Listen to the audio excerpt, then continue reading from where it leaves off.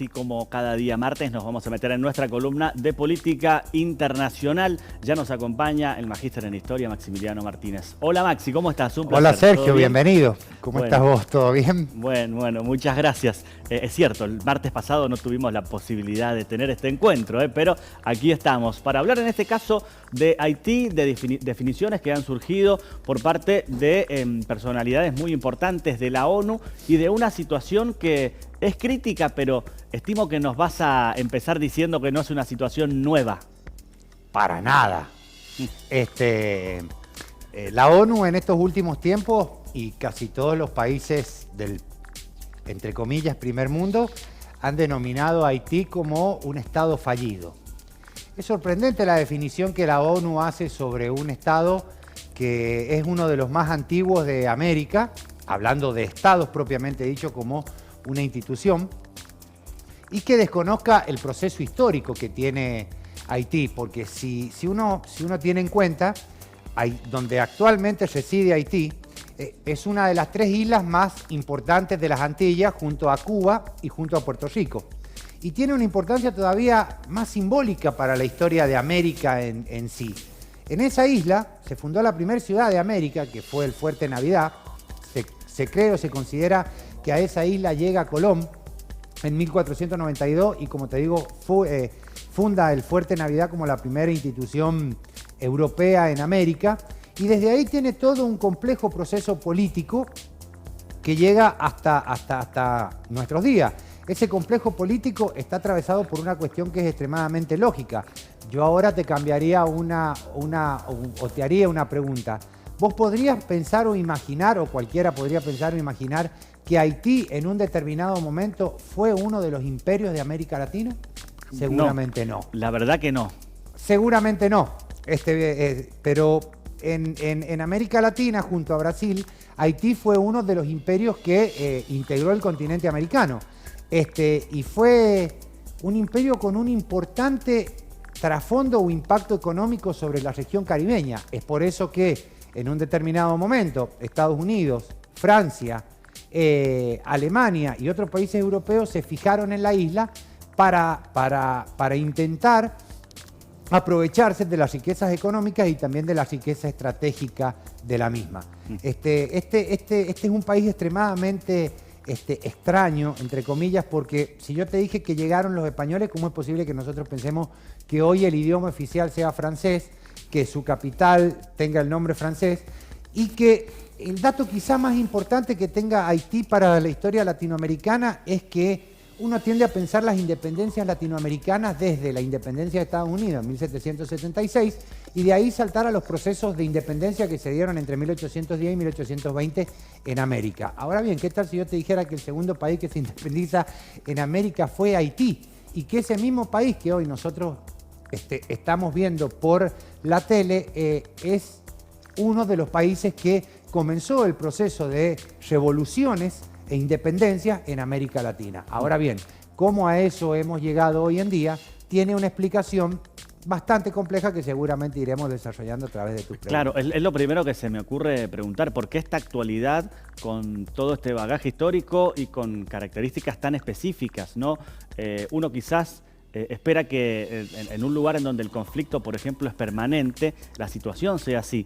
Pero bueno, Haití, al parecer, tiene características tan extrañas que me llevan a preguntarte el porqué de esta catástrofe humanitaria que está viviendo. Yo voy a citar dos frases de Eduardo Galeano.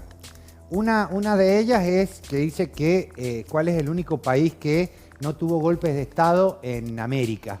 ¿Está bien? Y cuando le preguntaban, él decía que Estados Unidos. ¿Y por qué Estados Unidos? Porque no había una embajada en ese país de Estados Unidos. Y la otra cuestión es algo que plantean los mexicanos, que ellos están lejos de Dios y cerca de Estados Unidos.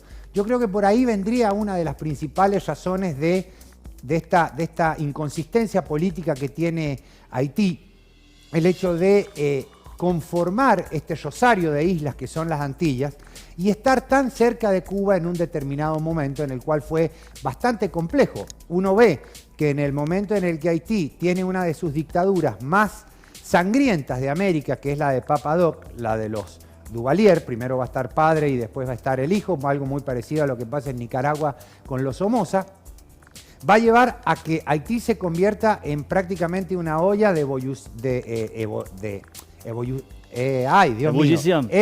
política, y que tenga diferentes cuestiones que están muy relacionadas con la cuestión religiosa. La religión que atraviesa Haití es el vudú. El modo de producción que ha tenido histórico, que ha sido la caña de azúcar, y la cuestión de estar en la misma isla con República Dominicana. Bien. Y estar extremadamente cerca de Cuba. Todo esto se entiende, sumado a una cuestión que es extremadamente importante, que es el nivel de población negra, afrodescendiente, que hay en Haití. Y esta cuestión no la podemos dejar de lado, porque esa población afrodescendiente, desde su independencia, ya por 1798, el proceso se da entre 1794 y 1804, y que fue representada por Toussaint de Louverture, lo primero que planteó fue que la población afrodescendiente o la población negra tuviera acceso a la educación.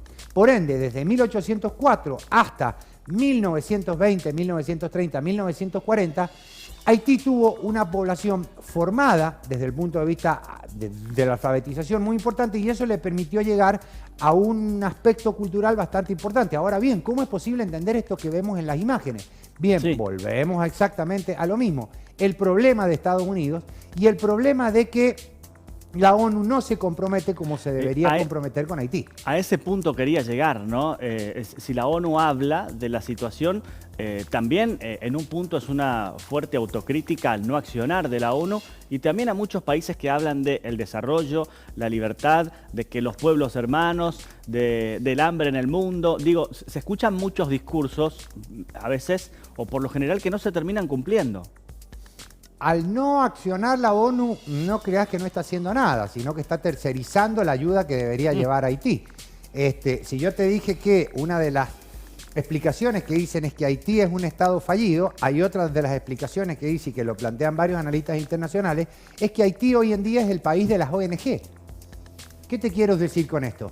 De que lo que la ONU debería hacer lo está tercerizando en organizaciones que administran dineros que muchas veces no se sabe de dónde vienen y que deberían ser invertidos para mejorar la situación política, económica y social de Haití. A ver, si nosotros vemos la isla y vemos que limita con República Dominicana, que en República Dominicana vos tenés uno de los centros turísticos más importantes de América, que la gran mayoría de todos los americanos y que de de los sectores de las clases medias altas veranean en algún momento en República Dominicana, y al lado tenés un país con semejante crisis política y económica, la explicación no es muy difícil desde el punto de vista de la observación y desde el punto de vista de tener algunas herramientas histórico-políticas para analizarlo. Y fíjate que hago esta pequeña salvedad, herramientas histórico-políticas, y no hablo de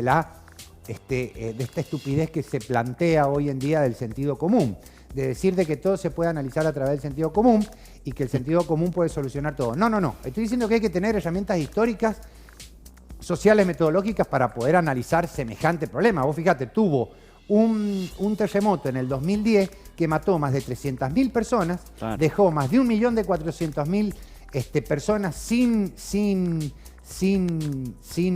casas, no habían hospitales, y tuvo que colaborar gran parte de América Latina en la solución de este problema, y Estados Unidos y la ONU no hizo absolutamente nada, de la misma forma que no hace absolutamente nada con Ucrania, de la misma forma que no hace absolutamente nada con Malvinas, y de la misma forma que no hace absolutamente nada con los países que tiene que hacer. Y creo que esto se da justamente porque Haití no mueve el amperímetro económico de ningún lado hoy. Hoy para Estados Unidos Haití no es absolutamente nada. En la década del 60 y el 70 lo fue por esta cuestión de la expansión del comunismo, del socialismo que se podía dar en el mundo, pero hoy demostrado está que Haití y la población haitiana le importa poco y nada a la ONU, a Estados Unidos y a la Organización de los Estados Americanos también. Por último, se me ocurre preguntarte cuál es la solución, ¿no? Si es que la mirada no está puesta en Haití. La solución, en cierta medida, es desde un cierto punto de vista simple, el apoyo político, económico que debería tener de casi todos los países latinoamericanos y de casi todos los países del mundo, y una y una opción incisiva de la ONU para solucionar este problema. Obviamente no lo vas a solucionar de un día para el otro porque es un complejo proceso político-social que se ha dado y que viene desde mediados de la década del 60 del siglo pasado. Entonces, para solucionar esto tenés que planificarlo y la planificación de esto te llevaría mucho tiempo, pero la solución es la unión de todos los países para poder ayudar a un país que verdaderamente está destruyéndose día a día, Sergio. Maxi, muchas gracias. Un placer, como siempre, tenerte aquí junto a nosotros. A sus órdenes y espero que le haya ido bien en Buenos Aires y esta semana se le dé lo que se le tiene que dar. Muchas gracias. Anulo Mufa. Muchas gracias, Maxi, por este ratito.